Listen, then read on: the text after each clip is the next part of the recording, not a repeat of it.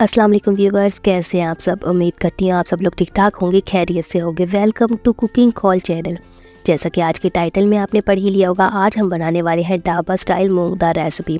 और दोस्तों यकीन जानिए बहुत मज़ेदार और लजीज बनने वाली है। और ख़ास ये रेसिपी जो है ये ढाबा से ही ली गई है। तो अगर आज के बाद आपको दाल नहीं भी बनानी आती होगी, इस वीडियो को देखने के बाद आप इजीली दाल बना लेंगे। तो चले मेरे साथ शुरू कीजिए। बिस्मिल्लाहिर्रहमानिर्रहीम। यहाँ पर मैंने 2 चम्मच बड़े ऑयल के ऐड कर लिए थे। ठीक है, जब ऑयल हल्का गर्म हो गया तो उसके अंदर मैंने 1 अदद दरमियानी साइज़ की प्याज बारीक कटी हुई डाल दी थी।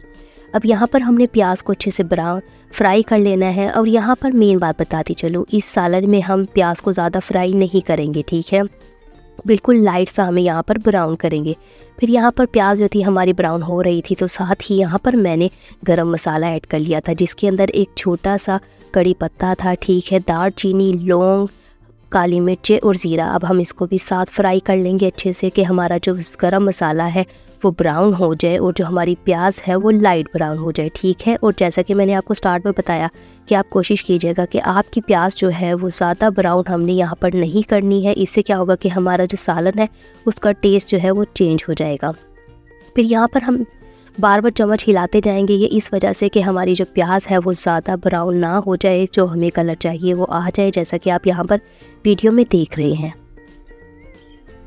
फिर यहाँ पर जब हमारी प्याज जो थी वो लाइट ब्राउन हो चुकी थी तो यहाँ पर मैंने 1 अदद हरी मिर्च, 4 लहसुन के जो और 2 इंच का दरमियानी साइज़ का अदरक का टुकड़ा, जिनका मैंने अच्छी तरह से पेस्ट बना लिया था, वो इसके अंदर ऐड कर लिया था। फिर हम इसको यहाँ पर तकरीबन 1 मिनट तक अच्छे से पकाएंगे कि हमारा जो लहसुन और अदरक कच्चापन है वो ख़त्म हो जाए, जैसा कि आप वीडियो में देख रहे हैं। फिर यहाँ पर साथ ही मैंने 1 हरी मिर्च और 2 अदद दरमियानी साइज़ के टमाटर जो थे उनको काट कर वो भी साथ डाल दिया था कि हमारे जो टमाटर हैं उनका पानी भी अच्छी तरह से यहाँ पर खुश्क हो जाए और वो बिल्कुल नरम हो जाए, जैसा कि आप वीडियो में देख रहे हैं। अब इसको यहाँ पर हम तकरीबन 1 से 2 मिनट तक अच्छी तरह से भून लेंगे कि हमारे जो सब्जियां हैं उनका कच्चापन ख़त्म हो जाए और बिल्कुल उसका जो पानी है वो खुश्क हो जाए।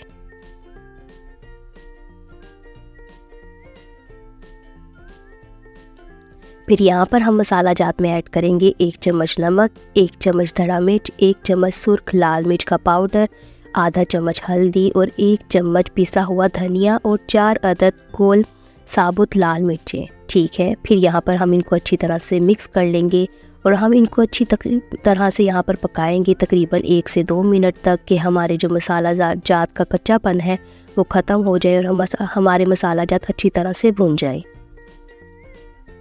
फिर जब हमारा घी ऊपर आ जाएगा, जैसा कि आप वीडियो में देख रहे हैं, यानी कि हमारे मसाला जात भुन चुके हैं अच्छी तरह से, फिर यहाँ पर मैं मूंग दाल तकरीबन 250 ग्राम यानी कि 1 पाव, जिनको मैंने अच्छी तरह से साफ़ कर लिया था। साफ़ करने के बाद अच्छी तरह से धोने के बाद तकरीबन मैंने इसको आधे घंटे के लिए दाल को भिगो दिया था।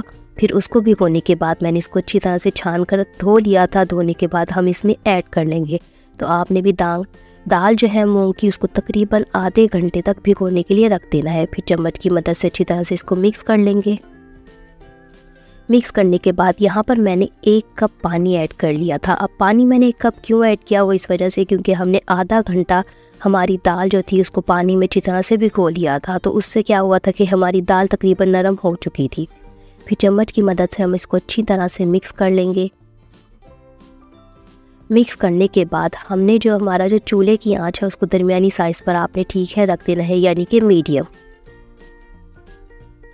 फिर हम इसको ढक देंगे और तकरीबन 15 मिनट तक इसको बिल्कुल मीडियम साइज़ पर पकने के लिए छोड़ देंगे।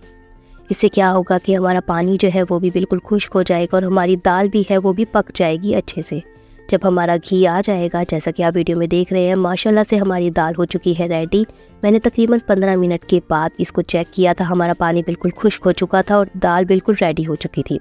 फिर यहाँ पर हम खुशबू के लिए 2 हरी मिर्चें और काफ़ी सारा हरा धनिया ऐड कर देंगे।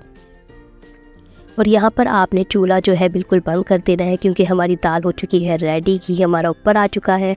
फिर इसको चम्मच की मदद से 1 से 2 सेकंड के लिए अच्छी तरह से मिक्स कर लेंगे कि हमारे खाने में इसकी खुशबू अच्छे से आ जाए।